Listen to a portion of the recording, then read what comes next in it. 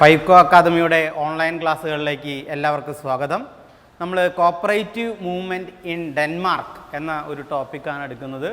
Denmark cooperative മൂവ്മെൻറ്റിൻ്റെ ഏറ്റവും വലിയ പ്രത്യേകത ലോകത്ത് ഏറ്റവും കൂടുതൽ പാൽ ഉൽപ്പാദിപ്പിക്കുന്ന രാജ്യമാണ് ഡെൻമാർക്ക് എന്നുള്ളത്.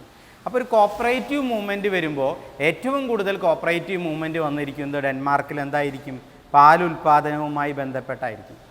അതേപോലെ നമുക്ക് പറയേണ്ടത് കോപ്പറേറ്റീവ് മൂവ്മെൻറ്റ് ഇൻ ഡെൻമാർക്ക് എന്ന് പറയുമ്പോൾ ഡെൻമാർക്കിനെയാണ് ലോകത്തിൻ്റെ കോപ്പറേഷൻ്റെ ഹോം ലാൻഡ് എന്ന് വിളിക്കുന്നത്. ലോകത്തിൽ തന്നെ homeland of agricultural corporation in the world we called as Denmark എന്നാണ്. അതായത് ലോകത്തിൻ്റെ കാർഷിക സഹകരണത്തിൻ്റെ ഈറ്റില്ലം എന്നറിയപ്പെടുന്നത് ഡെൻമാർക്കാണ്. അപ്പോൾ അതാണ് ഡെൻമാർക്ക് കോപ്പറേറ്റീവ് മൂവ്മെൻറ്റിൻ്റെ ഏറ്റവും വലിയ പ്രത്യേകത. ഡെൻമാർക്ക് കോപ്പറേറ്റീവ് മൂവ്മെൻറ്റ് ആരംഭിക്കുന്നത് കൺസ്യൂമർ സ്റ്റോറിലൂടെയാണ്. കൺസ്യൂമർ സ്റ്റോറുകൾ ആരംഭിച്ചുകൊണ്ടാണ് ഡെൻമാർക്ക് കോപ്പറേറ്റീവ് മൂവ്മെൻറ്റ് ആരംഭിക്കുന്നത്. കൺസ്യൂമർ സ്റ്റോർ ആരംഭിക്കുന്നത് തന്നെ റോക്കഡെയിൽ പ്രിൻസിപ്പളിൻ്റെ അടിസ്ഥാനത്തിലാണ്. മുന്നേ നമ്മൾ റോക്കഡെയിൽ പ്രിൻസിപ്പിൾസ് പറഞ്ഞു. ആ റോക്കഡെയിൽ പ്രിൻസിപ്പിൾസിൻ്റെ അടിസ്ഥാനത്തിൽ കൺസ്യൂമർ കോപ്പറേറ്റീവ് സ്റ്റോർ ആരംഭിച്ചുകൊണ്ടാണ് ഡെൻമാർക്കിൽ കോപ്പറേറ്റീവ് മൂവ്മെൻറ്റിൻ്റെ പ്രവർത്തനങ്ങൾ ആരംഭിക്കുന്നത് എന്ന് പറയുന്നു. ആദ്യത്തെ ഫസ്റ്റ് കോപ്പറേറ്റീവ് സ്റ്റോർ അവർ ആരംഭിച്ചത് 1886 തിസ്റ്റൻറ്റ് എന്ന് പറയുന്ന പ്ലേസിലാണ്. 1886 തിസ്റ്റൻറ്റ് എന്ന് പറയുന്ന പ്ലേസിൽ ആദ്യമായിട്ട് കോപ്പറേറ്റീവ് കൺസ്യൂമർ സ്റ്റോർ ആരംഭിച്ചുകൊണ്ടാണ് ഈ പ്രവർത്തനങ്ങളൊക്കെ നമ്മൾ തുടങ്ങുന്നത് എന്നുള്ളതാണ് പ്രത്യേകത. അപ്പോൾ ആദ്യത്തെ കോപ്പറേറ്റീവ് കൺസ്യൂമർ സ്റ്റോർ ആരംഭിക്കുന്നത് ഡെൻമാർക്കാണ്. ആ പ്ലേസ് എന്ന് പറയുന്നത് തിസ്റ്റൻറ്റ് ആണ്. ഞാൻ നേരത്തെ പറഞ്ഞു, ഇവർ കൺസ്യൂമർ പ്രത്യേകിച്ച് അഗ്രികൾച്ചറൽ കോർപ്പറേഷന് ഏറ്റവും കൂടുതൽ പ്രാധാന്യം നൽകുന്നത് അല്ലെങ്കിൽ പ്രാധാന്യം ഉണ്ടായിരിക്കുന്നത് ഈ പറയുന്ന ഡെൻമാർക്ക് കോപ്പറേറ്റീവ് മൂവ്മെൻറ്റിലെയാണ്. ഡെൻമാർക്ക് കോപ്പറേറ്റീവ് മൂവ്മെൻറ്റ് ആരംഭിക്കുമ്പോൾ നമ്മൾ ശ്രദ്ധിക്കേണ്ട ഫീച്ചേഴ്സ് ഉണ്ട്. Features of Denmark cooperative movement. ആദ്യത്തെ വരുന്നത് നോ ലെജിസ്ലേഷൻ. നമ്മൾ പറയേണ്ട ഒരു വാചകം എന്താ? നിയമങ്ങളോ വ്യവസ്ഥകളോ റൂൾസോ റെഗുലേഷൻസോ മറ്റു ഒരു സംവിധാനങ്ങളും ഇല്ലാതെയാണ് ഡെൻമാർക്കിൽ കോപ്പറേറ്റീവ് മൂവ്മെൻറ്റ് ആരംഭിക്കുന്നത്. നിയമങ്ങളില്ല, വ്യവസ്ഥയില്ല, റൂൾസ് ഇല്ല, റെഗുലേഷൻ ഇല്ല, ലെജിസ്ലേഷൻ ഇല്ല. അങ്ങനെയാണ് ഡെൻമാർക്കിൽ കോപ്പറേറ്റീവ് മൂവ്മെൻറ്റ് ആരംഭിക്കുന്നത്. എന്ന് വെച്ചാൽ ആരംഭിക്കുന്ന സമയത്ത് നോ ലെജിസ്ലേഷൻ, ഒരു നിയമവുമില്ല. No registration. നമ്മൾ പറയേണ്ട വേറൊരു വാചകം എന്താ? ഏത് രാജ്യത്തും കോപ്പറേറ്റീവ് മൂവ്മെൻറ്റ് ഉണ്ടാകണമെങ്കിൽ രജിസ്ട്രേഷൻ വേണം. പക്ഷേ ഡെൻമാർക്കിൽ കോപ്പറേറ്റീവ് മൂവ്മെൻറ്റ് ആരംഭിക്കുമ്പോൾ അവിടെ രജിസ്ട്രേഷൻ്റെയും ആവശ്യമില്ല. എന്ന് പറഞ്ഞു കഴിഞ്ഞാൽ നമ്മളിപ്പോൾ കോപ്പറേറ്റീവ് സൊസൈറ്റി രജിസ്റ്റർ ചെയ്യണമെന്നോ ആ രജിസ്റ്റർ ചെയ്യാൻ നിയമം ഉണ്ടാവണമെന്നോ എന്നും അവിടെ ഇല്ല. പിന്നെ പറയാവുന്നത് no rules for organization. No rules for form of organization or form of registration. എന്തെങ്കിലും രീതിയിൽ കോപ്പറേറ്റീവ് സൊസൈറ്റി ആരംഭിക്കണമെങ്കിൽ, റൂൾസ് ആരംഭിക്കണമെങ്കിൽ അതിനെന്തില്ല എന്ന് പറയുന്നത്? റൂൾസ് ഇല്ല. അങ്ങനെ വ്യക്തമായ റൂൾസ് റെഗുലേഷൻ ഇല്ല. എങ്ങനെ രജിസ്റ്റർ ചെയ്യണം, ഏത് രീതിയിൽ പ്രവർത്തിക്കണം, ഏത് രീതിയിൽ മുന്നോട്ട് പോകണം എന്നൊന്നുമില്ല. No audit. അന്നത്തെ ഫീച്ചറിൻ്റെ ഒരു പ്രത്യേകത, ഒരു തരത്തിലുള്ള ഓഡിറ്റുമില്ല. പിന്നെ പറയുന്നത് it is essentially as people movement. ഇവിടെ പ്രത്യേകത, ഇവിടെ ഗവൺമെൻറ്റിൻ്റെ മൂവ്മെൻ്റ് അല്ല, it is a people movement. സർക്കാർ ഒരു ഇനീഷ്യേറ്റീവും എടുക്കുന്നില്ല, എല്ലാ ഇനീഷ്യേറ്റീവ് എടുക്കുന്നത് പബ്ലിക്കാണ്. അപ്പോൾ നമ്മൾ ശ്രദ്ധിക്കേണ്ടത് എന്താ? ഡെൻമാർക്ക് കോപ്പറേറ്റീവ് മൂവ്മെൻറ്റ് ഏറ്റവും വലിയ പ്രത്യേകത നോ ലെജിസ്ലേഷൻ. ഒരു നിയമങ്ങളും ആ കോപ്പറേറ്റീവ് മൂവ്മെൻറ്റ് ഉണ്ടാകുന്ന സമയത്ത് അവിടെ ഉണ്ടായിരുന്നില്ല. നോ രജിസ്ട്രേഷൻ, ഒരു നിയമങ്ങളും വ്യവസ്ഥകളും ഉണ്ടായിരുന്നില്ല. No rules, then no audit. It is a people's essential movement. People അവരുടെ ആവശ്യകത മനസ്സിലാക്കി അവർ ആ മൂവ്മെൻറ്റിന് കൂടുതൽ പ്രാധാന്യം നൽകുന്നു എന്നുള്ളതാണ് പ്രത്യേകത. No subsidy. സർക്കാരിൻ്റെയോ മറ്റു ഭാഗങ്ങളിൽ നിന്നും ഒരു സബ്സിഡിയും ഉണ്ടായിരുന്നില്ല. No subsidy. സർക്കാരിൻ്റെയോ മറ്റു മേഖലകളിൽ നിന്നും ഒരു സബ്സിഡിയും ഉണ്ടായിരുന്നില്ല. No regulations. ഒരു റെഗുലേഷൻസും ഉണ്ടായില്ല. No control from government or others. Government ഭാഗത്ത് നിന്ന് സബ്സിഡിയോ റൂൾസോ റെഗുലേഷൻസോ നിയമങ്ങളോ നിയന്ത്രണങ്ങളോ അങ്ങനെ ഒരു പ്രശ്നങ്ങളും ഉണ്ടായിരുന്നില്ല എന്നുള്ളതാണ് ഈ കോപ്പറേറ്റീവ് മൂവ്മെൻറ്റിൻ്റെ ഏറ്റവും വലിയ പ്രത്യേകത എന്ന് പറയുന്നത്. Individuals have been said consumed or with other rules. അവിടെ എന്താ, ഇൻഡിവിജ്വൽസിന് നിയമങ്ങളോ വ്യവസ്ഥകളോ മറ്റു സംവിധാനങ്ങളില്ല. ആൾക്കാർ ഒരുമിച്ച് കൂടി ചേരുന്നു. അവരെന്തുണ്ടാകുന്നു, ഒരു ക്ലിയർ കട്ട് അവരവരുടേതായ റൂൾസ് റെഗുലേഷൻ്റെ അടിസ്ഥാനത്തിൽ പ്രവർത്തിക്കുന്നു. വ്യക്തികൾ കൂടിച്ചേരുന്നു, മെമ്പേഴ്സ് ഉണ്ടാകുന്നു, ഇൻഡിവിജ്വൽസ് കൂടിച്ചേരുന്നു, അവരവരെല്ലാവരും ആക്സെപ്റ്റ് ചെയ്യുന്ന റൂൾസ് റെഗുലേഷൻസ് അവരുണ്ടാക്കുന്നു. സർക്കാരിൻ്റെ നിയമങ്ങളോ നിയന്ത്രണങ്ങളോ വ്യവസ്ഥകളോ ഒന്നുമില്ല, അവരുണ്ടാക്കുന്നു. അതിന് അവരുടെ ഭരണ സംവിധാനം മുന്നോട്ട് കൊണ്ടുപോകുന്നതിന് വേണ്ടി അവരൊരു മാനേജ്മെൻറ്റ് കമ്മിറ്റി ഉണ്ടാക്കുന്നു എന്നുള്ളതാണ്. എന്ത് പ്രോബ്ലംസ് ഉണ്ടായാലും ജോയിൻ്റ് എഫേർട്ടിൽ അവർ തീർക്കുന്നു എന്ന് വെച്ച് കഴിഞ്ഞാൽ എല്ലാവരും ഒരുമിച്ച് കോപ്പറേറ്റീവിൻ്റെ തത്വങ്ങളനുസരിച്ച് ഏകാഗ്രതയോടുകൂടി ഐക്യകണ്ഠേനയോടുകൂടി പ്രശ്നങ്ങൾ തീർക്കുന്നു. No problem cannot be solved by them individually. വ്യക്തികൾ ഒരു പ്രോബ്ലത്തിലും ഇടപെടാൻ പാടില്ല, വ്യക്തികൾ ഒരു പ്രോബ്ലം സോൾവ് ചെയ്യാൻ പാടില്ല. പകരം വ്യക്തികൾ കൂടിച്ചേർന്ന് അവരവരുടേതായ നിയമങ്ങളും വ്യവസ്ഥകളും നിയന്ത്രണങ്ങളും റൂൾസ് റെഗുലേഷനും ഉണ്ടാവുകയും പ്രോബ്ലംസോ അതുമായി ബന്ധപ്പെട്ട് എന്തെങ്കിലും വിഷയങ്ങൾ ഉണ്ടാകുമ്പോൾ വ്യക്തിപരമായി ഇടപെടാതെ ഒരുമിച്ച് ഒരേ ലക്ഷ്യത്തോടു കൂടി ഇടപെടുന്ന ഒരു സഹകരണ സമന്വയം ഉണ്ടാക്കിയെടുക്കാൻ അവർക്ക് സാധിച്ചു എന്നുള്ളതാണ്. നമ്മൾ പറയേണ്ടത് അഗ്രികൾച്ചറൽ കോർപ്പറേഷൻ ഇൻ ഡെൻമാർക്ക്. ശ്രദ്ധിക്കേണ്ട കാര്യം എന്താ, അഗ്രികൾച്ചറൽ കോർപ്പറേഷൻ ഇൻ ഡെൻമാർക്കിലാണ് കാർഷിക സഹകരണത്തിന് ഏറ്റവും കൂടുതൽ അടിത്തറയുണ്ടായത്. അതിനവർ പറയുന്ന കാരണം, it is the product of economic and social conditions that were in existent during the last quarter of 19th century. അതായത് 19ാം നൂറ്റാണ്ടിൽ ആ ഡെൻമാർക്ക് എന്ന് പറയുന്ന രാജ്യത്തുണ്ടായ സാമ്പത്തിക സാമൂഹ്യമായ പശ്ചാത്തലങ്ങളിൽ, അല്ലെങ്കിൽ സാമ്പത്തികമായ തകർച്ചയിൽ, അല്ലെങ്കിൽ സാമ്പത്തികമായ സാമൂഹ്യമായ പിന്നോക്കാവസ്ഥയിൽ രക്ഷപ്പെടുന്നതിന് വേണ്ടിയുള്ള ഏറ്റവും നല്ല മൂവ്മെൻ്റാണ് ഈ അഗ്രികൾച്ചറൽ കോർപ്പറേഷൻ എന്നുള്ളത് അവർ മനസ്സിലാക്കി എന്നുള്ളതാണ്. The first agricultural society, royal agricultural society were organized in 1976. ആദ്യത്തെ അഗ്രികൾച്ചറൽ കോപ്പറേറ്റീവ് സൊസൈറ്റി ആരംഭിക്കുന്നത് ഡെൻമാർക്കിൽ റോയൽ അഗ്രികൾച്ചറൽ സൊസൈറ്റി എന്ന പേരിലാണ്. റോയൽ അഗ്രികൾച്ചറൽ സൊസൈറ്റി എന്ന പേരിലാണ് ആദ്യത്തെ അഗ്രികൾച്ചറൽ സൊസൈറ്റി ആരംഭിക്കുന്നത്. ആരംഭിക്കുന്ന വർഷം 1976, 1976. സൊസൈറ്റിയുടെ പേരെന്താ, royal agricultural society. Royal agricultural society ഏതിൻ്റെ ബേസിലാ, അഗ്രികൾച്ചറൽ കോർപ്പറേഷൻ. അഗ്രികൾച്ചറൽ കോർപ്പറേഷന് ഏറ്റവും കൂടുതൽ മൂവ്മെൻ്റ് ഉണ്ടായതാണ്. ഏത് സെഞ്ചുറിയിൽ, 19th century. അതിന് കാരണം എന്താ, economic and social problem. Economic and social പ്രോബ്ലത്തിൻ്റെ അടിസ്ഥാനത്തിലാണ് ഇങ്ങനെ ഒരു കോപ്പറേറ്റീവ് മൂവ്മെൻറ്റ് ആരംഭിക്കുന്നത് എന്നുള്ളതാണ് ഏറ്റവും വലിയ പ്രത്യേകതയായിട്ട് നമുക്ക് കണക്ക് കൂട്ടാവുന്നത്. ദെൻ നമ്മൾ നോക്കേണ്ട കാര്യം എന്താ, അപ്പോൾ ആദ്യത്തെ അഗ്രികൾച്ചറൽ കോപ്പറേറ്റീവ് സൊസൈറ്റി ആരംഭിക്കുന്നത് ഞാൻ ഓൾറെഡി പറഞ്ഞു കഴിഞ്ഞു. ആദ്യത്തെ അഗ്രികൾച്ചറൽ കോപ്പറേറ്റീവ് സൊസൈറ്റി ആരംഭിക്കുന്നത് 1976 ആണ്. സൊസൈറ്റിയുടെ പേര് റോയൽ അഗ്രികൾച്ചറൽ സൊസൈറ്റി എന്നുള്ളതായിരുന്നു. ഇതിൻ്റെ ഏറ്റവും വലിയ ലക്ഷ്യം എന്താണെന്ന് വെച്ച് കഴിഞ്ഞാൽ agricultural development. Agricultural cooperative society ആരംഭിക്കാനുള്ള ഏറ്റവും പ്രധാനപ്പെട്ട ലക്ഷ്യം എന്ന് പറയുന്നത് അഗ്രികൾച്ചറൽ ഡെവലപ്മെൻറ്റ്, കാർഷിക വികസനത്തിന് വേണ്ടി, കാർഷിക മുന്നേറ്റത്തിന് വേണ്ടി, കാർഷിക വികസനത്തിൻ്റെ അടിസ്ഥാനത്തിൽ വരുമാനം ഉണ്ടാക്കുന്നതിന് വേണ്ടി. അതിനൊരു കാരണം പറയുന്നത് 60% of Danish agricultural product is exported. അതായത് ഡാനിഷിൽ ഉണ്ടാകുന്ന അഗ്രികൾച്ചറൽ പ്രൊഡക്ട്സിൻ്റെ 60% അവർ കയറ്റുമതിയാണ് ചെയ്തത്. That is the reason for grand success. അതാണ് അതിൻ്റെ സക്സസ്. അപ്പോൾ അതുകൊണ്ട് തന്നെ അഗ്രികൾച്ചറൽ മൂവ്മെൻ്റ് ഉണ്ടായാൽ കയറ്റുമതി വർദ്ധിപ്പിക്കാമെന്നും അതിൽ നിന്ന് ഒരുപാട് വരുമാനം ഉണ്ടാക്കാമെന്നും അവർ മനസ്സിലാക്കി. ആ റീസൺ വെച്ചുകൊണ്ടാണ് ഡാനിഷ് അഗ്രികൾച്ചറൽ കോപ്പറേറ്റീവ് മാർക്കറ്റ് ഉണ്ടാക്കുന്നതും. അത് ഫുള്ളായിട്ട് പീപ്പിൾ മൂവ്മെൻറ്റ്സ് ആയിരുന്നു. സർക്കാരല്ല ഇനിഷ്യേറ്റീവ് എടുത്തത്. That is people's movements. പീപ്പിൾസിൻ്റെ മൂവ്മെൻറ്റ്സ് ആയിരുന്നു എന്നുള്ളതാണ് ഏറ്റവും വലിയ പ്രത്യേകതയായിട്ട് നമുക്ക് കണക്ക് കൂട്ടേണ്ടത്. ഇവിടെ എന്താ അത് വിജയിക്കാനുള്ള കാരണം? ഡെൻമാർക്കിൽ അഗ്രികൾച്ചറൽ മൂവ്മെൻറ്റ് ഏറ്റവും നല്ല രീതിയിൽ വിജയിക്കാനുള്ള കാരണം സപ്പോർട്ട് ബൈ നേഷൻ, രാജ്യം ഒറ്റക്കെട്ടായിട്ട് നിന്നു.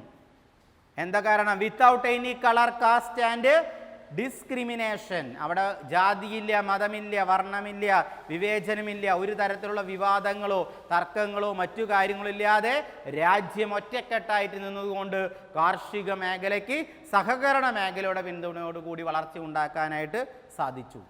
Cultivators are illiterate clearly understand their responsibility. നമ്മൾ പറയേണ്ടത് പല കൾട്ടിവേറ്റേഴ്സും എന്തായിരുന്നു? ലിറ്ററേറ്റ് ആയിരുന്നു, പലവരും ഇലിറ്ററേറ്റ് ആയിരുന്നു.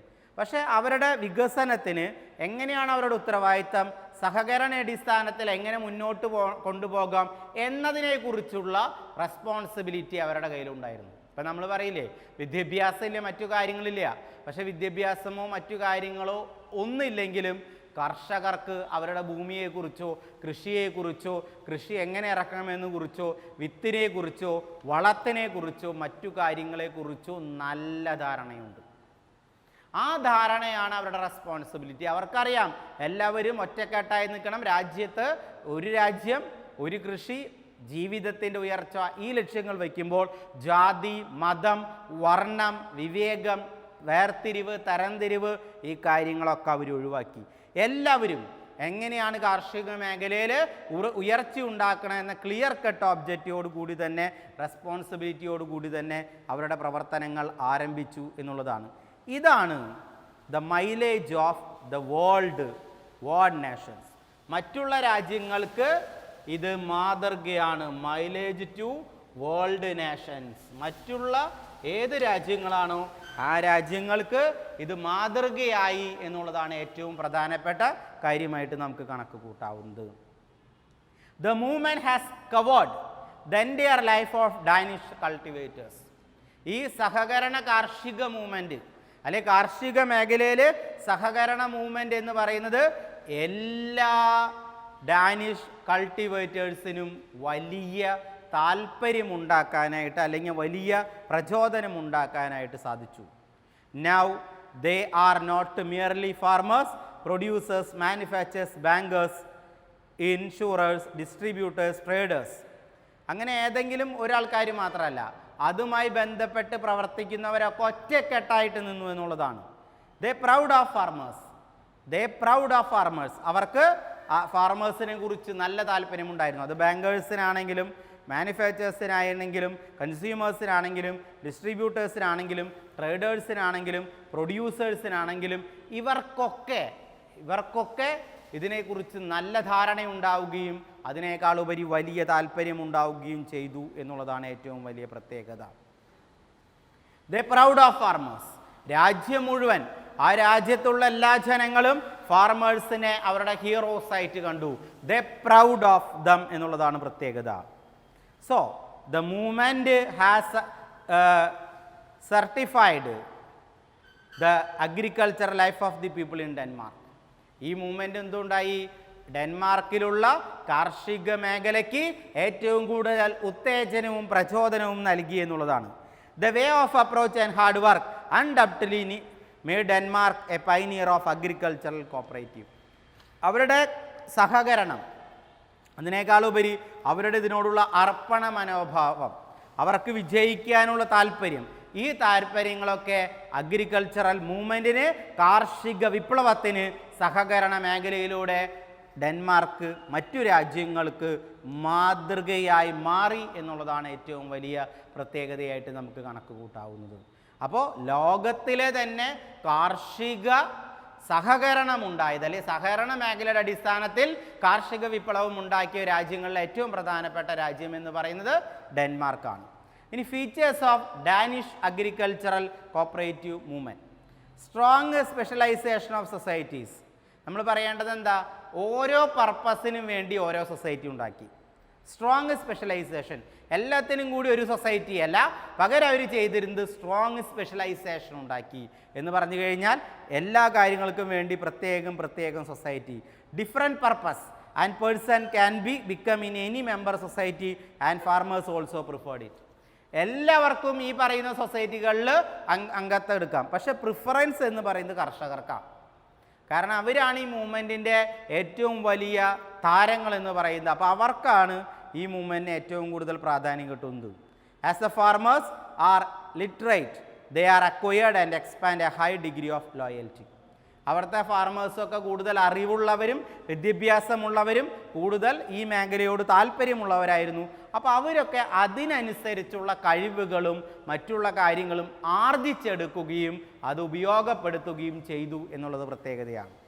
Standard and high quality product enabled Denmark to return its export market. ഞാൻ പറഞ്ഞു ഡെൻമാർക്കിൻ്റെ പ്രത്യേകത എന്താ, 60% പ്രൊഡക്റ്റ് എങ്കിലും എന്ത് ചെയ്യാണ്, കയറ്റുമതി ചെയ്യാണ്.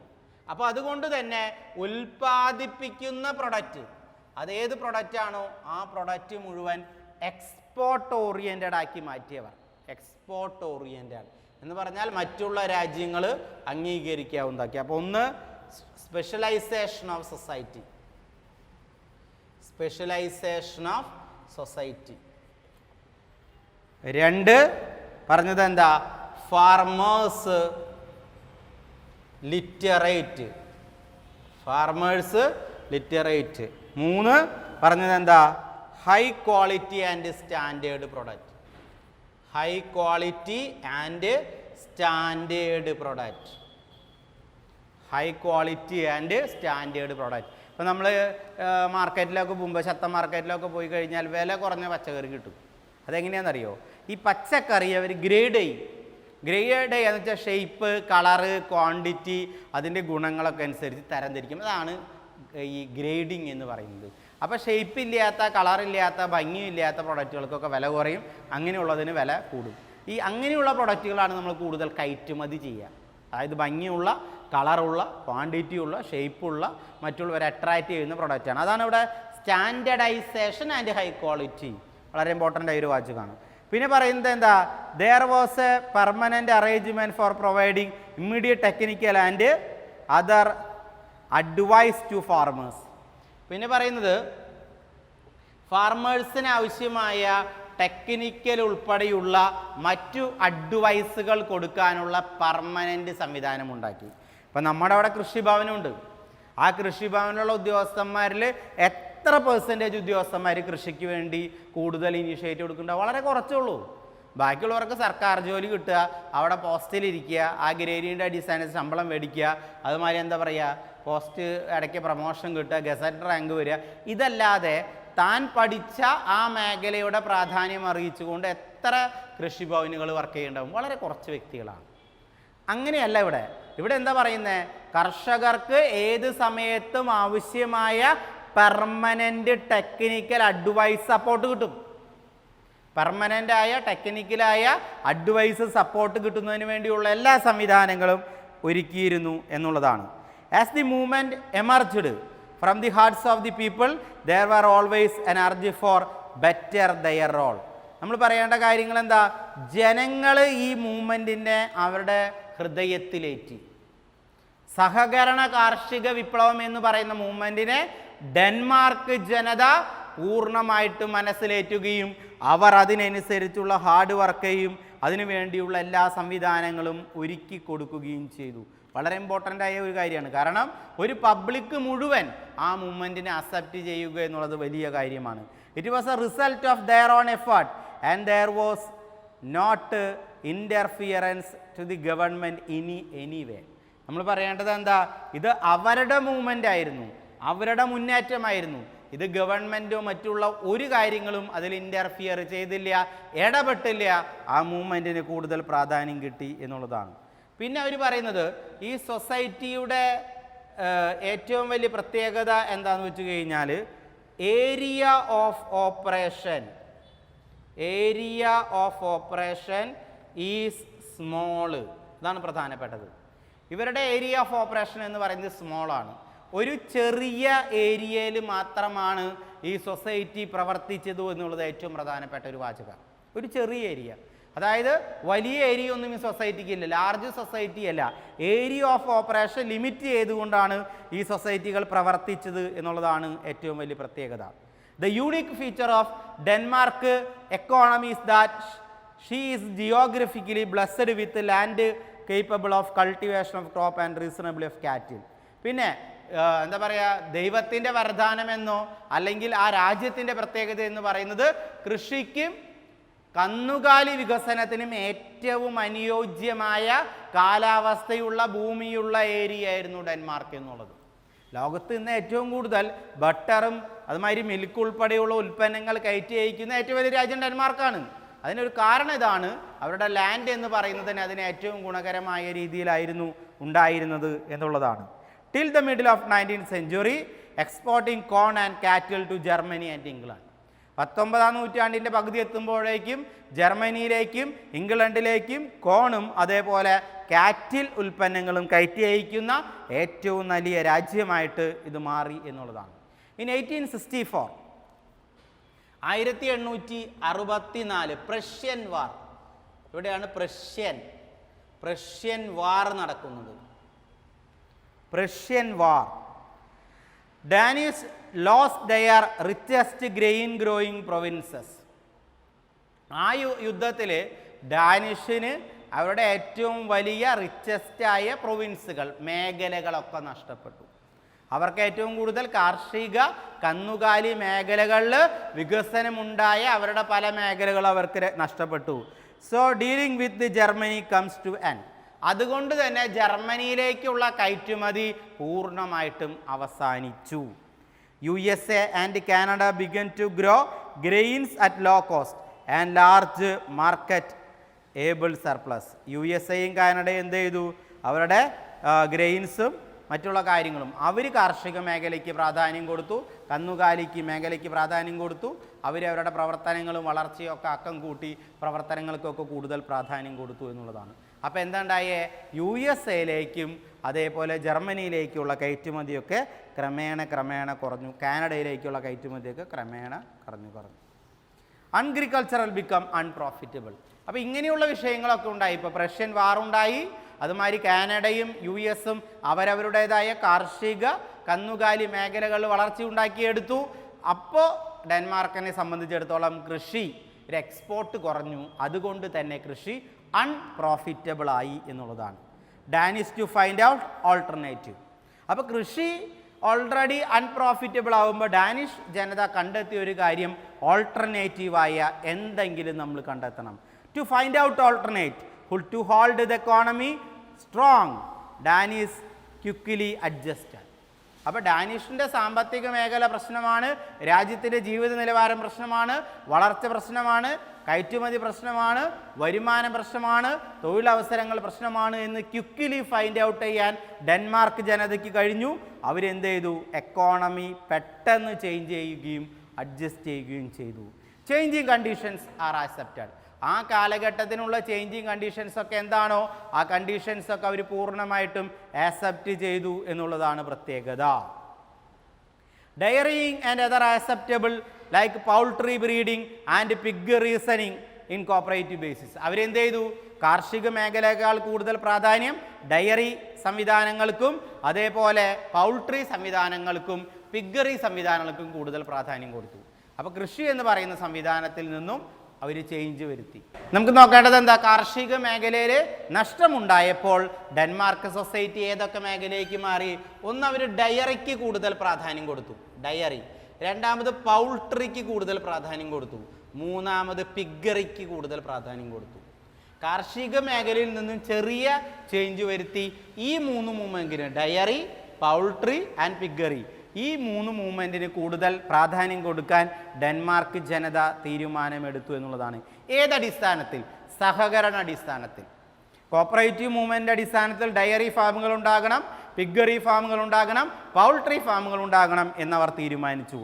Efficient cooperative organisation the country was easily changed from the produce of, that is this cattle, poultry and piggery of egg, bacon and butter. ഈ കാർഷിക മേഖലയിലുണ്ടായ തകർച്ച കണ്ടെടുത്ത് പെട്ടെന്ന് അവർ മൂവ്മെൻറ്റ് മാറ്റുകയും ആ മൂവ്മെൻ്റ് അടിസ്ഥാനത്തിൽ ഡയറി ഫാമുകളും പിഗറി ഫാമുകളും അതേപോലെ പൗൾട്രി ഫാമുകളും ഉണ്ടായി. ലോകത്ത് തന്നെ കൂടുതൽ പാൽ ഉൽപ്പാദിപ്പിക്കുന്ന, ബട്ടർ ഉൽപ്പാദിപ്പിക്കുന്ന, എഗ്ഗ് ഉൽപ്പാദിപ്പിക്കുന്ന, ബേക്കൺ പിഗ് മാംസം ഉൾപ്പെടെ ഉൽപ്പാദിപ്പിക്കുന്ന രാജ്യമായിട്ട് അവർ മാറി എന്നുള്ളതാണ്. അതാണ് ഡെൻമാർക്ക് മൂവ്മെൻ്റ് ഏറ്റവും വലിയ ഒരു ട്വിസ്റ്റ് ആയിട്ട് നമുക്ക് കണക്ക് കൂട്ടേണ്ടത്. Danish to cooperation as a duck to water. വളരെ ഇമ്പോർട്ടൻ്റ് ആയ കാര്യമാണ്. ആർക്കാണ് duck to water? Duck to water നമുക്കറിയാം. ഡെക്ക് ടു വാട്ടർ താറാവുകൾക്ക് എങ്ങനെയാണോ വെള്ളം, താറാവുകൾക്ക് വെള്ളമില്ലാതെ ജീവിക്കാൻ പറ്റില്ല, എങ്ങനെയാണോ വെള്ളം അതേപോലെയാണ് ഡെൻമാർക്കിന് ഈ പറയുന്ന 3 മേഖല: diary, poultry, പിഗറി.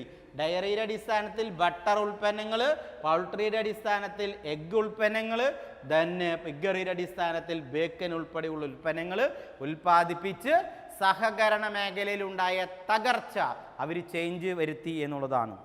Factors responsible for fast growth. അതായത് ഡെൻമാർക്കിൽ ഈ പറയുന്ന മൂവ്മെൻറ്റിന് ഫാസ്റ്റ് ഗ്രോത്ത് ഉണ്ടാകാനുള്ള കാര്യങ്ങളും കാരണങ്ങളും എന്തൊക്കെയാണ്? ഡെൻമാർക്കിൽ ഈ പറയുന്ന മൂവ്മെൻറ്റിന് ഫാസ്റ്റ് ഗ്രോത്ത് ഉണ്ടാക്കിയ കാരണങ്ങളും കാര്യങ്ങളും എന്താണ്? ഏത് മൂവ്മെൻറ്റിന്? ഈ പറയുന്ന 3 മൂവ്മെൻറ്റിന്. ഒന്നാമത്തെ കാരണം എന്താ? Good educational system. നല്ല വിദ്യാഭ്യാസ സിസ്റ്റം ഉണ്ടായി എന്നുള്ളതാണ് പ്രത്യേകത. Good educational system is the primary success of Denmark എന്നുള്ളതാണ്. 2, uniform land holding of farmers. Uniform land holdings of farmers. Uniform land holdings of farmers. ഈ 2 കാര്യങ്ങളാണ് ഡെൻമാർക്കിലെ ഈ പറയുന്ന കാര്യങ്ങൾക്ക് കൂടുതൽ പ്രാധാന്യമുണ്ടായത്. ഒന്നാമത്തെ കാര്യം നോക്കുന്നത് എന്താ? ഒന്നാമത്തെ കാര്യം ഞാൻ നേരത്തെ പറഞ്ഞ പോലെ ഗുഡ് എഡ്യൂക്കേഷണൽ സിസ്റ്റം. രണ്ടാമത്തെ കാര്യം യൂണിഫോം ലാൻഡ് ഹോൾഡിംഗ്. ഇനി എഡ്യൂക്കേഷൻ്റെ സിസ്റ്റം എന്താ? Government emphasized the role of education and made compulsory in the country early as 1814. അപ്പോൾ എന്താ പറയേണ്ട കാര്യം? 1814 മുതൽ ഗവൺമെൻറ് അതിൻ്റെ ഇനീഷ്യേറ്റ് എടുക്കുകയും വിദ്യാഭ്യാസം കർശനമാക്കുകയും. ഏത് വിദ്യാഭ്യാസം? പ്രൈമറി വിദ്യാഭ്യാസം മാത്രമല്ല അവർ ഉദ്ദേശിക്കുന്നത്. ആ പ്രൈമറി വിദ്യാഭ്യാസത്തോടൊപ്പം സഹകരണ വിദ്യാഭ്യാസം കൂടി കമ്പൽസറിയാക്കി ഗവൺമെൻറ് ഇനീഷ്യേറ്റ് എടുത്ത് 1814 മുതൽ സർക്കാർ കർശനമായ നടപടികൾ എടുത്തു എന്നുള്ളതാണ്. That is spreading education to common people early stage. ലോകത്ത് തന്നെ മറ്റു രാജ്യങ്ങൾക്ക് മാതൃകയാകാവുന്ന രീതിയിൽ അവരെന്ത് ചെയ്തു എന്ന് പറയുന്നത്? എഡ്യൂക്കേഷൻ സ്പ്രെഡ് ചെയ്തു. Spreading education to the common people. എല്ലാ സാധാരണക്കാർക്കും വിദ്യാഭ്യാസം കിട്ടാവുന്ന രീതിയിൽ അവർ കാര്യമായിട്ട് സ്പ്രെഡ് ചെയ്തു എന്നുള്ളതാണ്. അതിന് 3 ടൈപ്പ് സ്കൂളുകൾ അവർ സ്ഥാപിച്ചു. ഒന്നാമത്തെ സ്കൂളിന് അവർ പറയുന്നത് ഫോക്ക് സ്കൂൾസ് എന്നാണ്. Folk schools. രണ്ടാമത്തെ സ്കൂൾസിനെ പറയുന്നത് റൂറൽ സ്കൂൾസ് എന്നാണ്. ഗ്രാമീണ മേഖലയിൽ റൂറൽ സ്കൂൾസ്. മൂന്നാമത്തെ സ്കൂൾസിനെ അവർ പറയുന്ന പേര് അഗ്രികൾച്ചറൽ സ്കൂൾസ് എന്നാണ്. ഇങ്ങനെ 3 തരത്തിലുള്ള സ്കൂൾസ് അവർ സ്ഥാപിച്ചു എന്നുള്ളതാണ് ഏറ്റവും പ്രത്യേകത. ഒന്ന് ഫോക്ക് സ്കൂൾസ്. എന്താ ഫോക്ക് സ്കൂൾസ് എന്ന് പറഞ്ഞു കഴിഞ്ഞാൽ അതിന് പറയുന്ന കാര്യം, it taught the way to live orderly and simple life generation of farmers to grow up. അതായത് സാധാരണ കാർഷിക കുടുംബങ്ങൾ ഏറ്റവും പിന്നോക്ക മേഖലകളിലാണ് താമസിക്കുക. അവർക്ക് സാധാരണ വിദ്യാഭ്യാസം ഉണ്ടാവുകയും അവരുടെ ജീവിത നിലവാരം ഉയർത്തിക്കൊണ്ടുവരുന്നതിന് വേണ്ടിയുള്ള വിദ്യാഭ്യാസം നൽകി. വിത്ത് extra ordinary high standard of education. സാധാരണ എഡ്യൂക്കേഷൻ അല്ല അവർക്ക് കൊടുത്തത്, ഹൈ സ്റ്റാൻഡേർഡ്. കാരണം അവരുടെ മൂവ്മെൻറ്റിന് ആക്കം കൂട്ടാവുന്ന ഹൈ സ്റ്റാൻഡേർഡ് എഡ്യൂക്കേഷൻ കൊടുത്തു. ഇപ്പം നമുക്കറിയാലോ, ലോകത്തിൽ തന്നെ സാക്ഷരതാ യജ്ഞങ്ങൾ നടന്നു. അതിൽ ഏറ്റവും നല്ല സാക്ഷരതാ യജ്ഞം 90-91 മുതലൊക്കെ നടത്തിയ രാജ്യങ്ങളിൽ ഒന്നാണ് ഇന്ത്യ. അതിൽ തന്നെ ഏറ്റവും കൂടുതൽ വിദ്യാഭ്യാസം നേടിയ സ്റ്റേറ്റ് കേരളമാണ്.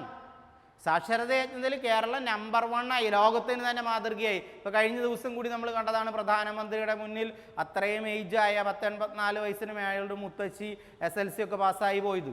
കാരണം എന്താ വെച്ച് കഴിഞ്ഞാൽ അതൊരു മൂവ്മെൻ്റ് ആണ്, എഡ്യൂക്കേഷൻ്റെ മൂവ്മെൻറ്റ്. ആ മൂവ്മെൻ്റ് ഉണ്ടാക്കുന്ന ഒരു ഇമ്പാക്റ്റും ഉണ്ട് മറ്റു ജനങ്ങളുടെ മുന്നിൽ. വായിക്കാനറിയണം, എഴുതാനറിയണം. അങ്ങനെ ഒരു സാക്ഷരത യജ്ഞത്തിൽ ഏറ്റവും കൂടുതൽ മുൻപന്തിയിൽ നിന്ന സ്റ്റേറ്റ് കേരളമാണ്. ഏറ്റവും കൂടുതൽ മുൻപന്തിയിൽ നിന്ന ജില്ല കോട്ടയമാണ്. കോട്ടയത്തിന് മറ്റൊരു പേരും കൂടിയുണ്ട്. നമ്മൾ PSCക്ക് എപ്പോഴും കേൾക്കുന്നൊരു വാചകമാണ്, അക്ഷര നഗരിയാണ് കോട്ടയം. ലോകത്തിൻ്റെ തന്നെ, കേരളത്തിൻ്റെ തന്നെ അക്ഷര നഗരിയായി അറിയപ്പെടുന്ന പ്രദേശമാണ് അല്ലെങ്കിൽ ജില്ലയാണ് കോട്ടയം എന്ന് പറയുന്നത്. അപ്പോൾ കോട്ടയമാണ് ആ മൂവ്മെൻ്റ് ആക്കം കൂട്ടിയത്. ഞാൻ പറഞ്ഞു വന്നത് ഇതാണ്. അതേപോലെ കാർഷിക മേഖലയിൽ സഹകരണ മേഖലയ്ക്ക് കൂടി പ്രാധാന്യം കിട്ടാവുന്ന രീതിയിൽ സഹകരണ കാർഷിക വിപ്ലവം നടത്തുന്നതിന് വേണ്ടി ഫോക്കസ് സ്കൂളുകൾ ആരംഭിക്കുകയും അതുവഴി ഫാർമേഴ്സിനും അവരുടെ ഫാമിലിക്കും ആ ഫാമിലിയിലുള്ളവർക്ക് ഹൈ സ്റ്റാൻഡേർഡ് എഡ്യൂക്കേഷൻ കൊടുക്കാൻ ഡെൻമാർക്ക് ഗവൺമെൻറ്റിന് സാധിച്ചു എന്നുള്ളതാണ് ഈ മേഖലയുടെ വിജയം എന്ന് പറയുന്നത്. ഇനി റൂറൽ സ്കൂളുകൾ ആരംഭിച്ചു. Provide education to woman in household economy, taught method of improving their income and habit of theft and increasing savings. അതായത് ഒരു വീടിൻ്റെ വിജയം എന്ന് പറയുന്നത് സ്ത്രീകളാണ്. അപ്പോൾ പലപ്പോഴും സ്ത്രീകൾക്ക് വിദ്യാഭ്യാസം നേടുക, മുന്നോട്ട് പോകുക, അങ്ങനെ ഒരുപാട് പ്രോബ്ലംസും മറ്റു കാര്യങ്ങളൊക്കെ ഉണ്ട്. അപ്പോൾ അവരുടെ വിദ്യാഭ്യാസം ഉയർത്തിക്കൊണ്ടുവരിക. ഏതിനുള്ള വിദ്യാഭ്യാസം? വരുമാനം വർദ്ധിപ്പിക്കുന്നതിന് വേണ്ടി, ആ സേവിങ്സ് വർദ്ധിപ്പിക്കുന്നതിന് വേണ്ടി, വീട് നോക്കുന്നതിന് വേണ്ടി. അപ്പോൾ അവരുടെ ഹൈ സ്റ്റാൻഡേർഡ് ഓഫ് എഡ്യൂക്കേഷൻ വുമൺസിൻ്റെ കൂടുതൽ പ്രാധാന്യം കൊടുക്കുന്നതിന് വേണ്ടിയുള്ള ഒരു സംവിധാനം കൂടി രണ്ടാമത്തെ സ്കൂൾ തോട്ടിൽ റൂറൽ സ്കൂളിൽ കൊടുത്തു. ഇതിൽ പ്രാധാന്യം കൊടുത്തു വുമൺസിനാണ്. ഇപ്പോൾ നമ്മളവിടെ കുടുംബശ്രീ ഉണ്ട്. കുടുംബശ്രീയുടെ പ്രത്യേകത എന്താ? സ്ത്രീകൾക്ക് കൂടുതൽ വരുമാനം ഉണ്ടാക്കാനും വളർച്ചയുണ്ടാക്കാനും മുന്നോട്ട് പോകാനൊക്കെ സഹായിക്കുന്ന ആരെ? കുടുംബശ്രീയാണ്. അപ്പോൾ കുടുംബശ്രീ വഴി നമുക്ക് കാർഷിക മേഖലയിൽ വളർച്ചയുണ്ടാകണം, അവരുടെ വരുമാനത്തിൽ വളർച്ചയുണ്ടാകണം, മാനുഫാക്ചറിങ്ങിൽ വളർച്ചയുണ്ടാകണം. അപ്പോൾ അതിനൊക്കെ ഏറ്റവും കൂടുതൽ പ്രാധാന്യം കൊടുത്തതുപോലെ തന്നെ വുമൺസിന് കൂടുതൽ പ്രാധാന്യം കിട്ടുന്നതിന് വേണ്ടി രണ്ടാമത്തെ റൂറൽ സ്കൂളുകൾ ഡെൻമാർക്ക് ഗവൺമെൻറ് ഉണ്ടാക്കി എന്നുള്ളത് പ്രത്യേകതയാണ്. മൂന്നാമത് അഗ്രികൾച്ചറൽ സ്കൂൾസാണ്. Provide both general and teen education, hotbed of cooperative movement, young farmers club which facilitate the growth of movement.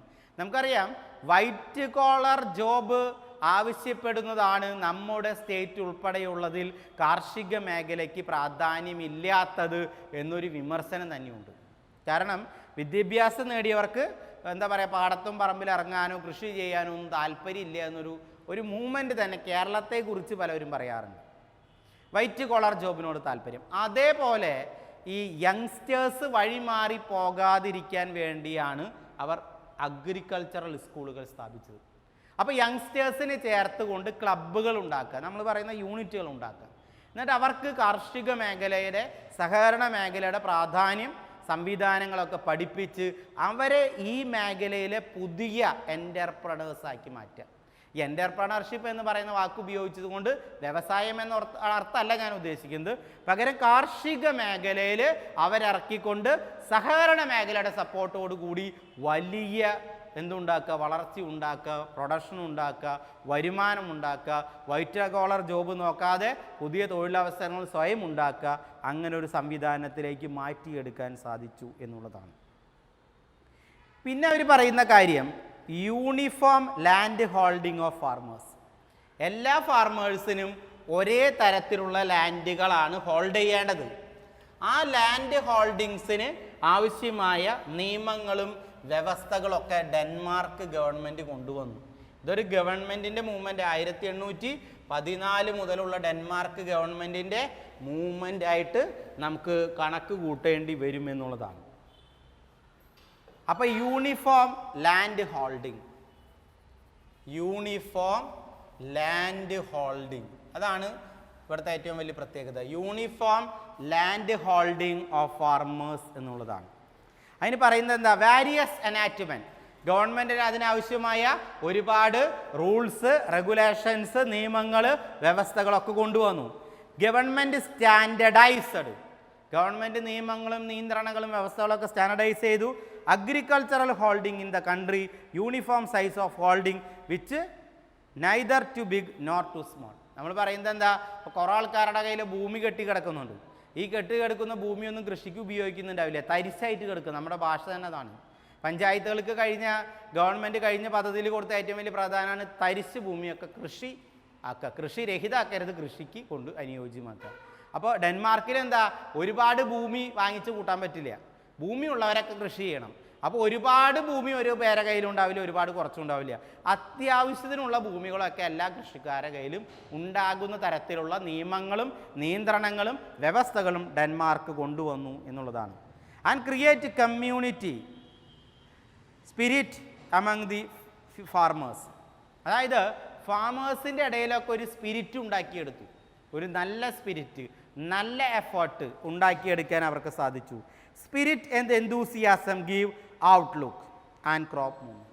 നമ്മൾ പറയേണ്ടത് എന്താ, ഈ കോപ്പറേറ്റീവ് മൂവ്മെൻറ്റിൻ്റെ അടിസ്ഥാനത്തിൽ ഒരു സ്പിരിറ്റ് ഉണ്ടാക്കിയെടുക്കാനും എല്ലാത്തിലും പ്രവർത്തിക്കാനും വരുമാനമുണ്ടാക്കാനും കാർഷിക മേഖല വഴി ജീവിക്കാനുമുള്ള ഒരു സംവിധാനം ഉണ്ടാക്കിയെടുക്കാൻ ഡെൻമാർക്ക് ഗവൺമെൻറ്റിന് സാധിച്ചു എന്നുള്ളതാണ്. കോപ്പറേറ്റീവ് ഡയറിങ്, അതിനവർ ആരംഭിച്ച കാര്യം കോപ്പറേറ്റീവ് ഡയറിങ്. നമുക്കറിയാലോ കോപ്പറേറ്റീവ് ഡയറിങ്, അതാണ് ഒന്നാമത്തെ കൺസെപ്റ്റ്. രണ്ടാമത്തെ കോപ്പറേറ്റീവ് ഫാമിംഗ്, കോപ്പറേറ്റീവ് ഫാമിംഗ്.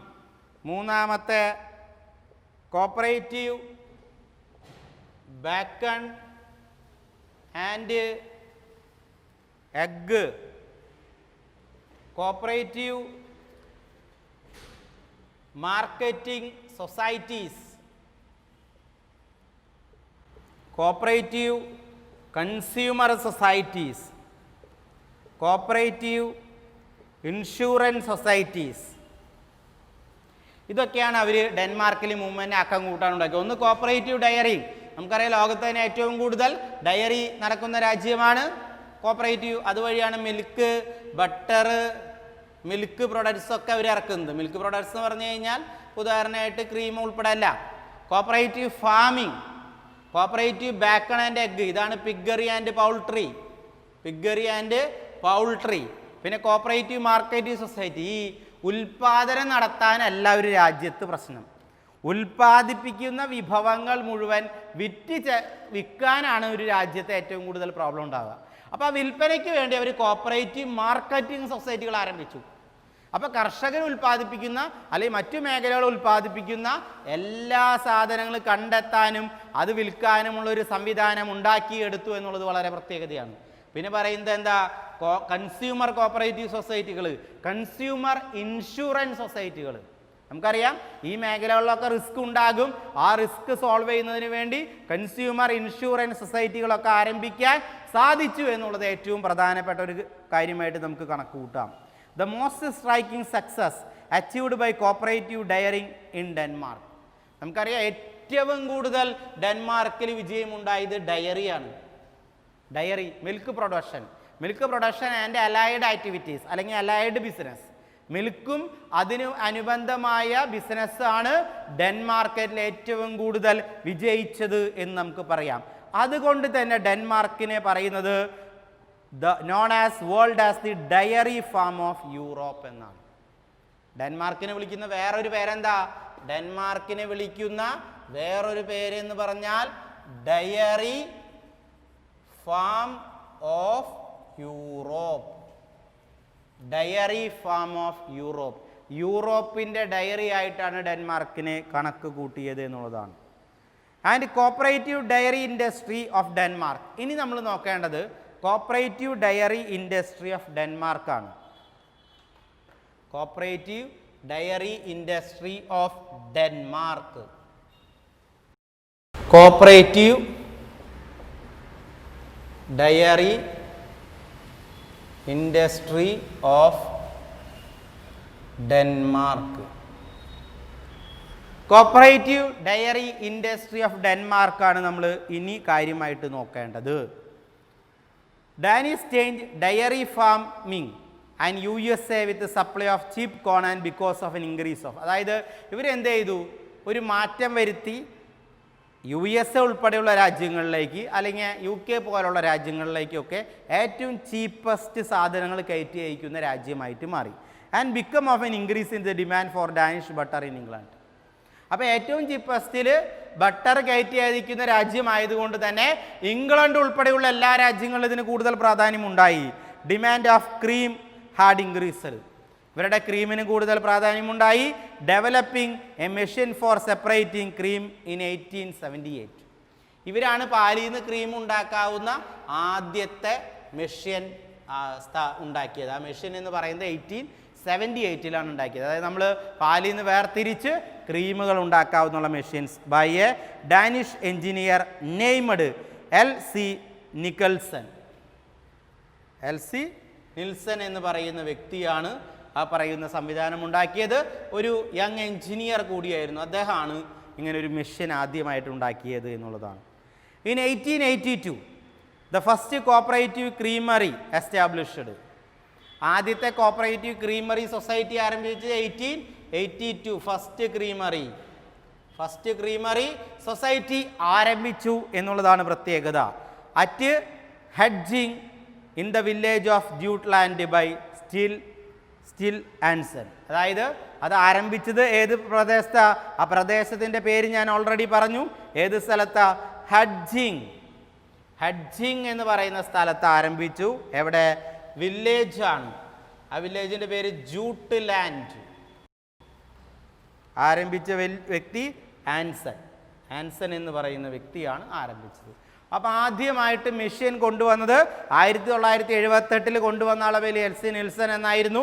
അതിനുശേഷം 1882 എന്ത് വന്നത്? കോപ്പറേറ്റീവ് ക്രീമറി സൊസൈറ്റി ആരംഭിക്കുന്നത്. അത് ഹെഡ്ജിങ്ങിൽ ജൂട്ട്ലാൻഡിലാണ്. ആൻസൺ എന്ന് പറയുന്ന വ്യക്തിയാണ്. അപ്പോൾ പാലിൽ നിന്ന് ക്രീം ഉപയോഗിച്ച് പാല് ക്രീമാക്കി മാറ്റുന്ന ഒരു സംവിധാനം കൊണ്ടുവന്നത്. Then found successfully many creameries were set up in the country by dairy cooperative by private parties. അപ്പോൾ ഇതിൻ്റെ ഒരു മൂവ്മെൻറ്റിൻ്റെ വിജയം കണ്ടപ്പോൾ ഒരുപാട് പ്രൈവറ്റ് പാർട്ടീസ് കോപ്പറേറ്റീവ് മൂവ്മെൻ്റ് അടിസ്ഥാനത്തിൽ ഇങ്ങനെയുള്ള സ്ഥാപനങ്ങൾ കൊണ്ടുവരാൻ ശ്രമിച്ചു എന്നുള്ളതാണ്. Creameries in the country, that is creameries of cooperative society occupy the front position. അങ്ങനെ പ്രൈവറ്റ് പാർട്ടീസൊക്കെ ഒരുപാട് തരത്തിലുള്ള സൊസൈറ്റികളും സംവിധാനങ്ങളും അല്ലെങ്കിൽ വ്യക്തിപരമായുള്ള സ്ഥാപനങ്ങളും ആരംഭിച്ച് ക്രീമറി ബിസിനസ് ആരംഭിച്ചെങ്കിലും അതിന് ഏറ്റവും കൂടുതൽ ഇപ്പോഴും ഫസ്റ്റായിട്ട് നിൽക്കുന്ന സ്ഥാപനം എന്ന് പറയുന്നത് ഏതായിരിക്കും? ഞാനീ പറഞ്ഞ കോപ്പറേറ്റീവ് സൊസൈറ്റി ഹെഡ്ജിങ് വില്ലേജ് ജൂട്ട്ലാൻഡ് ആൻസൺ ആരംഭിച്ച ആ സൊസൈറ്റിയാണ് ലോകത്ത് തന്നെ ഏറ്റവും മുന്നിൽ നിന്നത് എന്നുള്ളതാണ്. ഇവരുടെ ഏരിയ ഓഫ് ഓപ്പറേഷൻ എന്ന് പറയുന്നത് വളരെ സ്മോളാണ്. അതായത് ഒരുപാട് ഏരിയ ഓഫ് ഓപ്പറേഷൻ ഉണ്ടായിരുന്നില്ല. Small area of operation. അപ്പോൾ നമ്മളോട് പലപ്പോഴും അങ്ങനെ ഒരു ഫീച്ചർ ചോദിച്ചു കഴിഞ്ഞാൽ area of operation is small. അങ്ങനെ ഏരിയ ഓഫ് ഓപ്പറേഷൻ സ്മോളായ സൊസൈറ്റികളാണ് പലപ്പോഴും വിജയിക്കാനുള്ള സാധ്യത എന്ന് നമുക്ക് വേണമെങ്കിൽ പറയാം. അതാണ് അതിൻ്റെ പ്രത്യേകത എന്ന് പറയുന്നത്. അതേപോലെ fresh milk can be collected every day. എല്ലാ ദിവസവും ഫ്രഷ് മിൽക്ക് അവർ കളക്ട് ചെയ്യും.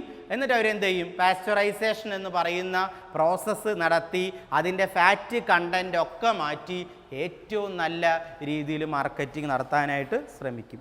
No other difficulties such as a transportation facility, cold storage availability, butter and cream.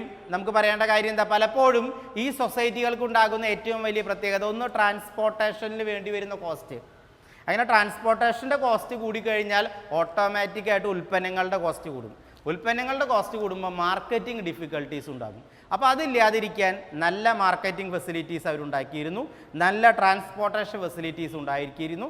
അതിനോടൊപ്പം തന്നെ നമ്മൾ നോക്കേണ്ടത് കോൾഡ് സ്റ്റോറേജ് ഫെസിലിറ്റി. അതായത് എക്സസ് മിൽക്ക് വന്നാൽ, സർപ്ലസ് മിൽക്ക് വന്നാൽ അത് കേടാകാതെ സൂക്ഷിക്കാവുന്ന നല്ല കോൾഡ് സ്റ്റോറേജ് ഫെസിലിറ്റി കൂടി അവർ ഉണ്ടാക്കിയിരുന്നു എന്നുള്ളതാണ്. പിന്നെ അതേപോലെ ഞാൻ നേരത്തെ പറഞ്ഞ പോലെ പാല് ഉൽപ്പന്നങ്ങൾ പാലിൽ നിന്ന് വേർതിരിച്ച് ബട്ടറായും ക്രീമായും മാറ്റിയെടുത്ത് അത് പാക്ക് ചെയ്ത് വിൽക്കുന്നതിന് വേണ്ടിയുള്ള സംവിധാനങ്ങൾ കൂടി ഡെൻമാർക്കിൽ കൊണ്ടുവന്നു എന്നുള്ളതാണ്. So skimming milk is given to the farmers and cattle field. അപ്പോൾ നമുക്ക് പറയേണ്ട കാര്യം എന്താ? ഏറ്റവും നല്ല ഉൽപ്പന്നങ്ങൾ ഉണ്ടാക്കുന്നതിന് വേണ്ടി കർഷകർക്ക് എന്തുണ്ടായി? നല്ല കാറ്റിൽ ഫീൽഡുകൾ കൊടുത്തു, അതിനാവശ്യമായ ഫുഡ് കൊടുത്തു, അതിനാവശ്യമായ കളക്റ്റിംഗ് സംവിധാനം ഉണ്ടാക്കി. അതൊക്കെയാണ് ഡാനിഷിൽ ഈ പറയുന്ന ഡയറി ഫാമിംഗ് വിജയിക്കാനുള്ള കാരണം. അതിൻ്റെ ഒരു കടമെടുപ്പാണ് കേരളം ഉൾപ്പെടെയുള്ള സംസ്ഥാനത്ത് മിൽമ ചെയ്തുകൊണ്ടിരിക്കുന്നത്. അപ്പോൾ നമുക്കറിയാലോ നമ്മുടെ പഞ്ചായത്തുകളിലൊക്കെ പാല് കളക്ട് ചെയ്യുന്ന സൊസൈറ്റികളുണ്ട്. അതൊക്കെ ഡെൻമാർക്കിൻ്റെ ഒരു ചെറിയ അവർ എന്താ പറയുക ഫോട്ടോസ്റ്റാറ്റ് എടുത്ത പോലെ ഡിറ്റ പോലെ ചെയ്യുന്ന പരിപാടിയാണ്.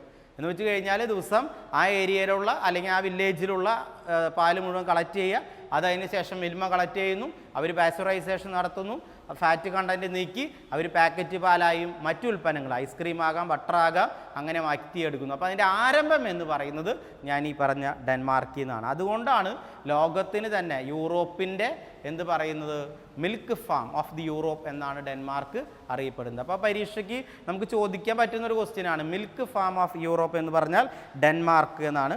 ഡാൻസ് എഴുതുന്നുണ്ട് അവർ, ഡാനിഷ് എഴുതുന്നുണ്ട്, ഡെൻമാർക്ക് എന്നൊക്കെ എഴുതുന്നുണ്ട്. ഇനി നമ്മൾ നോക്കേണ്ടത് butter making process of cooperative society in Denmark specialized the employ highly skilled technical staff to work with creameries. അതിനവർ ചെയ്ത കാര്യം എന്താ, ഇതിലുള്ള എംപ്ലോയീസിൻ്റെ സ്കില്ല് വർദ്ധിപ്പിച്ചെടുത്തു. അപ്പോൾ അവർക്ക് ആവശ്യമായ ട്രെയിനിങ് കൊടുക്കുക. നമ്മൾ മെഷീനറീസ് കൊണ്ടുവന്നു എന്ന് പറഞ്ഞു, ആ മെഷീനറീസ് ഉപയോഗിക്കാനുള്ള ട്രെയിനിങ് സ്റ്റാഫിന് കൊടുക്കുക. അങ്ങനെ ട്രെയിനിങ് കൊടുക്കുമ്പോഴാണ് സ്റ്റാഫ് ഹൈലി ക്വാളിഫൈഡ് ആവുക. അപ്പോൾ സ്റ്റാഫ് ക്വാളിഫൈഡ് ആയി കഴിഞ്ഞാൽ കൂടുതൽ ഉൽപ്പന്നങ്ങൾ നമുക്ക് പ്രോസസ്സ് നടത്തി മാർക്കറ്റിങ്ങിലേക്ക് എത്തിക്കാവുന്ന ഒരു സംവിധാനവും അവർ കൊണ്ടുവന്നു എന്നുള്ളത് ഡെൻമാർക്കിൻ്റെ പ്രത്യേകതയായിട്ട് കണക്കുകൂട്ടാം. ഇനി നമ്മൾ നോക്കേണ്ടത് special features of dairy cooperatives. Yes, ഒന്നാമത്തെ special features of Denmark dairy societies ഞാൻ പറയുന്നത് first is manufacturing unit just related to production unit. അതായത് എവിടെയാണോ നമ്മൾ പാൽ ഉൽപ്പാദിപ്പിക്കുന്നത് ആ ഏരിയയിൽ തന്നെ മാനുഫാക്ചറിങ് യൂണിറ്റ് ആരംഭിക്കണം. അപ്പോൾ കോസ്റ്റ് ഓഫ് പ്രൊഡക്ഷൻ കുറയുകയും ട്രാൻസ്പോർട്ടേഷൻ കോസ്റ്റ് കുറയുകയും ടൈം സേവ് ചെയ്യാനായിട്ട് സാധിക്കും. അപ്പോൾ മാനുഫാക്ചറിങ് എന്ന് പറയുന്നത് എപ്പോഴും near to place of production ആയിരിക്കണം. അതിനേക്കാൾ ഉപരി നമുക്ക് പറയാവുന്ന ഒരു കാര്യം എന്താ, minimize the cost of production by reducing transportation cost and savings of time. The product is immediate connected with racing of raw material. നമ്മൾ പറയേണ്ടത് പ്രൊഡക്റ്റ് ഉണ്ടാക്കണമെങ്കിൽ റോ മെറ്റീരിയൽ ആവശ്യമായ സംവിധാനം ഉണ്ടാക്കണം. ആ റോ മെറ്റീരിയൽ എത്തിക്കുന്നതിന് വേണ്ടിയാണ് നമ്മൾ പ്രൊഡക്ഷൻ പ്ലേസിൽ തന്നെ മാനുഫാക്ചറിങ് യൂണിറ്റ് ഉണ്ടാക്കുന്നത്. പിന്നെ പറയുന്നത് as the specialization we have to give lead to fixation and maintenance of highest standard of efficiency price of product is quite low. നമുക്ക് പറയേണ്ട ഒരു കാര്യം എന്താ, high standard of efficiency. Manufacturing marketing തുടങ്ങിയ എല്ലാ മേഖലകളിലും ഹൈ സ്റ്റാൻഡേർഡ് ഓഫ് എഫിഷ്യൻസി വേണം. അത് പ്രൊഡക്റ്റിൻ്റെ കാര്യത്തിലാണെങ്കിലും കാറ്റലിൻ്റെ കാര്യത്തിലാണെങ്കിലും മാർക്കറ്റിങ്ങിൻ്റെ കാര്യത്തിലാണെങ്കിലും പ്രൊഡക്റ്റിൻ്റെ കളക്ഷൻ്റെ കാര്യത്തിലാണെങ്കിലും പ്രൈസിൻ്റെ കാര്യത്തിലാണെങ്കിലും ഒക്കെ നല്ല സ്റ്റാൻഡേർഡ് ഓഫ് എഫിഷ്യൻസി കൊണ്ടുവരണം എന്നുള്ളതാണ്. Primary society will be there. നമ്മൾ പറയേണ്ടത് എന്താ, ഈ പാലുൽപ്പന്നങ്ങൾ കളക്ട് ചെയ്തെടുക്കുന്നതിന് വേണ്ടി പ്രൈമറി സൊസൈറ്റികൾ ഉണ്ടാകണം എന്നുള്ളതാണ്. അതായത് ഈ ഇൻഡസ്ട്രിയൽ അറേഞ്ച്മെൻറ്റ്സിന് പ്രോബ്ലം സോൾവ് ചെയ്യാൻ പാല് കളക്ട് ചെയ്യാനൊക്കെ പ്രൈമറി സൊസൈറ്റികളിൽ ലോക്കൽ ഏരിയയിൽ വേണം എന്നുള്ളതാണ്. അതിനേക്കാളുപരി ഇതിനു വേണ്ടിയുള്ള നല്ല മാർക്കറ്റിംഗ് സിസ്റ്റം ഉണ്ടാകണം. മാർക്കറ്റിംഗ് സിസ്റ്റം നമ്മൾ പ്രൊഡക്റ്റ് കളക്ട് ചെയ്യുകയും മാനുഫാക്ചർ ചെയ്യുകയും ഒക്കെ ചെയ്യുമ്പോൾ അതിനുണ്ടാകേണ്ട അടുത്തൊരു കാര്യം എന്താണെന്ന് വെച്ച് കഴിഞ്ഞാൽ നല്ല മാർക്കറ്റിംഗ് സിസ്റ്റം ഉണ്ടായിരിക്കണം. അതായത് പ്രൊഡക്റ്റ് വിൽക്കുന്നതിന് ആവശ്യമായ നല്ല മാർക്കറ്റിംഗ് സിസ്റ്റം ഉണ്ടാകണം എന്നുള്ളതാണ് ഏറ്റവും പ്രധാനപ്പെട്ട കൺസെപ്റ്റ്. ഇനി നമുക്ക് നോക്കേണ്ടത് principles followed by Denmark cooperative society. Principles followed by Denmark cooperative society. Principles followed by Denmark cooperative society. Principles followed by Denmark cooperative society എന്നുള്ളതാണ് അടുത്ത കൺസെപ്റ്റ്. അതിൽ പറയേണ്ടത് open membership to all milk producers open membership to all milk producers. പാലുൽപാദിപ്പിക്കുന്ന എല്ലാവർക്കും membership ഉണ്ടാകണം. പാലുൽപാദിപ്പിക്കുന്ന എല്ലാവർക്കും membership ഉണ്ടാകണം. എല്ലാവരെയും സൊസൈറ്റിയുടെ അംഗങ്ങളായിരിക്കണം. Within the area of operation, ഏത് ഏരിയയിലാണോ സൊസൈറ്റി ഉള്ളത് ആ ഏരിയയുടെ സൊസൈറ്റിയുടെ അംഗങ്ങളാക്കണം. നമ്മുടെ അവിടെ ഒക്കെ അങ്ങനെയാണ് നടക്കുന്നത്. Liability of members are unlimited. Liability of members are unlimited. സൊസൈറ്റിയുടെ അംഗങ്ങളുടെ ബാധ്യത എന്ന് പറയുന്നത് അൺലിമിറ്റഡ് ആണ്. പിന്നെ പറയുന്നത് ഡെമോക്രാറ്റിക് മാനേജ്മെന്റ്. തെരഞ്ഞെടുപ്പ് എന്തായിരിക്കണം? ഡെമോക്രാറ്റിക് രീതിയിലായിരിക്കണം. ഡെമോക്രാറ്റിക് മാനേജ്മെന്റ്, തെരഞ്ഞെടുപ്പ് ഡെമോക്രാറ്റിക് രീതിയിലായിരിക്കണം. ഡെമോക്രാറ്റിക് മാനേജ്മെന്റ് ആയിരിക്കണം. Members are not required to contribute anything toward share capital or entrance fees. ഒരു മെമ്പറും എൻട്രൻസ് ഫീസോ ഷെയർ ക്യാപിറ്റലോ സബ്മിറ്റ് ചെയ്യേണ്ടതില്ല. അതായത് അതിനാവശ്യമായ ഫണ്ട് കൊടുക്കേണ്ടതില്ല. ഇപ്പോൾ ഷെയർ ക്യാപിറ്റലിന് വേണ്ടിയിട്ടോ എൻട്രൻസ് ഫീസിന് വേണ്ടിയിട്ടോ ഒരു മെമ്പറും ഒരു കോൺട്രിബ്യൂഷനും നടത്തേണ്ടതില്ല. Not required any fund by the member. ഒറ്റ മെമ്പർ പൈസ കൊടുക്കേണ്ടതില്ല. Distribution of the net profit in proportion to milk supplied by members. ഉണ്ടാകുന്ന ലാഭം, distribution of profit. Distribution of profit. ഈ ഡിസ്ട്രിബ്യൂഷൻ ഓഫ് പ്രോഫിറ്റ് എന്ന് പറഞ്ഞു കഴിഞ്ഞാൽ അംഗങ്ങൾക്ക് ലാഭം അവരളക്കുന്ന പാലിൻ്റെ അടിസ്ഥാനത്തിൽ വീതിച്ചു കൊടുക്കണം. എല്ലാ മെമ്പർമാരും അവരെന്താണോ കോൺട്രിബ്യൂട്ട് ചെയ്യുന്നത് അതിൻ്റെ ആനുപാതികമായിട്ട് അവർക്ക് ആനുകൂല്യം കൊടുക്കേണ്ടതാണ്. ഇതാണ് പ്രധാനപ്പെട്ട ഫംഗ്ഷൻ. ഒന്നാമത്തെ principles open membership to all members who in the area of that society, unlimited liability to the members, democratic management, not required any fund and distribution of profit. ഇതാണ് മെയിൻ കാര്യമായിട്ട് വരുന്നത്. ഇനി function of dairies. Functions of dairies. എന്തൊക്കെ functions ആണ് ഈ cooperative സൊസൈറ്റികൾ ചെയ്യേണ്ടത്? ഒന്ന്, milk collected daily from members. Milk collected daily from members.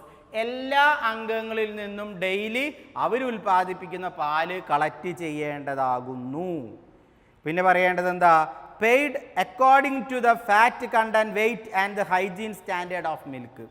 അതായത് പാലിൻ്റെ ക്വാളിറ്റി, കണ്ടന്റ്, ഫാറ്റ്, വെയ്റ്റ് ഒക്കെ നോക്കിയിട്ട് അവർക്ക് ചെയ്യണം, അതിൻ്റെ പേയ്മെൻറ്റ് നടത്തണം. അപ്പോൾ നമ്മളിപ്പോൾ സൊസൈറ്റിയിൽ പോയാൽ നമുക്കറിയാലോ അതിൻ്റെ ഫാറ്റ്, കണ്ടന്റ്, മറ്റു കാര്യങ്ങളൊക്കെ അവർ പരിശോധിക്കും.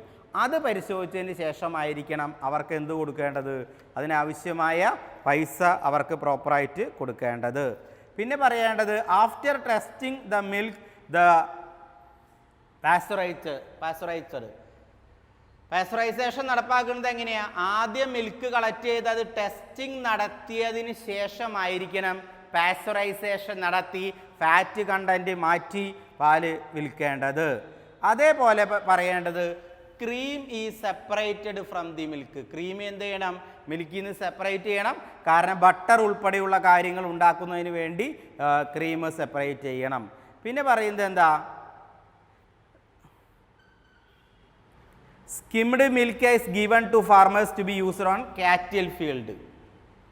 Skimmed milk is given to members or farmers to be used in cattle field എന്നുള്ളതാണ്. Improve the quality in fat content. അതുകൂടാതെ ഫാറ്റ് കണ്ടന്റ് ഇംപ്രൂവ് ചെയ്യാനുള്ള എല്ലാ നടപടികളും നമ്മൾ ചെയ്യണം.